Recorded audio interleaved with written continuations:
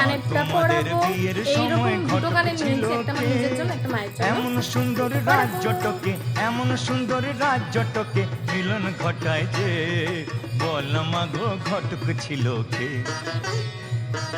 মা তোমাদের বিয়ের সময় ঘটক ছিল কে? এমন সুন্দর রাজ্যটকে মিলন ঘটায় যে, বল মাগো ঘটক ছিল কে? মা তোমাদের বিয়ের সময় ঘটক ছিল কে? মা তোমাদের বিয়ের সময় ঘটক ছিল কে?